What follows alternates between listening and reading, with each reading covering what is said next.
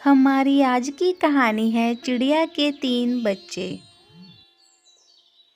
दूर किसी जंगल में टुनटुनी चिड़िया अपनी 3 बेटियों के साथ रहती थी, मगर बेटा न देने की वजह से टुनटुनी चिड़िया की अपनी सास के साथ इतनी बनती नहीं थी। तो एक दिन टुन्नी चिड़िया की सास बोलती है, अरे ओ बहू, अगर तुमने इस बार अपने अंडे से बेटा नहीं पैदा किया तो मैं तुम्हारा वो हश्र करूंगी जो तुमने 7 जन्मों तक नहीं सोचा होगा।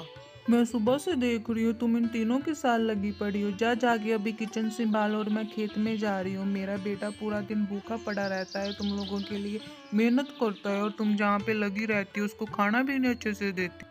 जा रही हूँ माँ जी, मेरी बेटियाँ कल रात से भूखी है, मैं उनको खाना खिला दूँ फिर मैं किचन में ही काम करने जा रही हूँ। क्या कहा जी? और भूखी? मैं तो सुबह से देख रही हूँ उनका मुंह बकरियों की तरह चल रहा है और तुम मुझे बोल रही हो कि जी भूखी है। जाओ जाके किचन में काम करो। इधर लाओ, मुझे सारी रोटी दे दो और मैं इन भूखे कुत्तों को डाल आती हूँ। मैं इनको बिल्कुल खाना खाने नहीं दूंगी। जब भी देखो जे खाती रहती है। इनका पेट है कि कुआ? और टुनटुनी चिड़िया से वो उनका सारा खाना ले लेती है। माँ जी प्लीज खाना दे दीजिए, मेरी बेटियां सच में भूखी है, इन्होंने कल रात से कुछ नहीं खाया, प्लीज। सुंदरी उनकी कोई बात नहीं सुनती और खेत में चली जाती है। माँ अभी हम क्या खाएंगे, दादी तो खेत में चली गई और हम भूखे बैठे हैं, हम क्या करेंगे अब। मेरे बच्चों मैं क्या करूं, मेरी भी मजबूरी है, पर तुम लोग फिक्र मत करो, मैं खाने का इंतजाम जरूर करूंगी। हे ऊपर वाले, तू कैसी मेरी परीक्षा ले रहा है, प्लीज मेरी मदद करो। मेरी बेटियों ने सुबह से कुछ नहीं खाया, वो भूखी बैठी है, अब तुम ही कुछ कर सकते हो। तो ऐसे ही बात करते करते वहाँ पे पड़ोस की काकी उनके घर आ जाती है।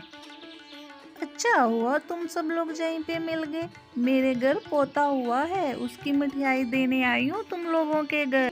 काकी माँ जी खेत में गई है, आती है तो मैं उनको बता दूंगी कि आप लड्डू लेके आई थी। अरे तुम्हें क्या हो गया, तुम क्यों रो रही हो।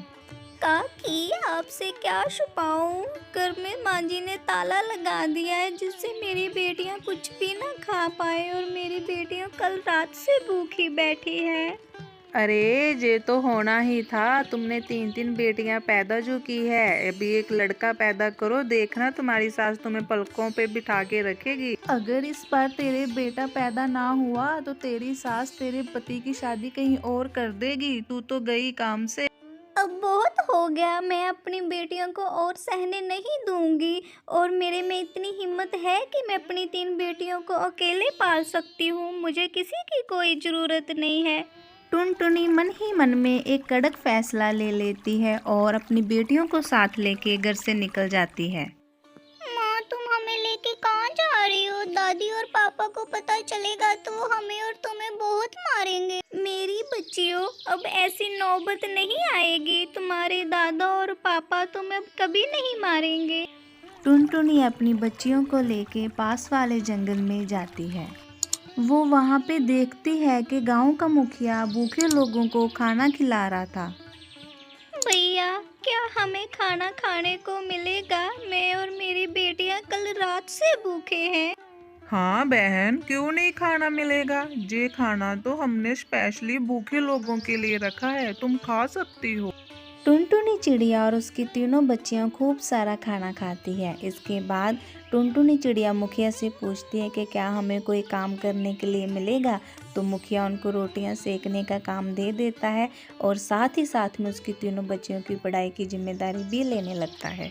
ये सारी बातें सुन के टुनटुनी चिड़िया और उसकी बेटियां बहुत खुश होती हैं और अपने घर में अच्छे से और राजी खुशी रहने लगती हैं।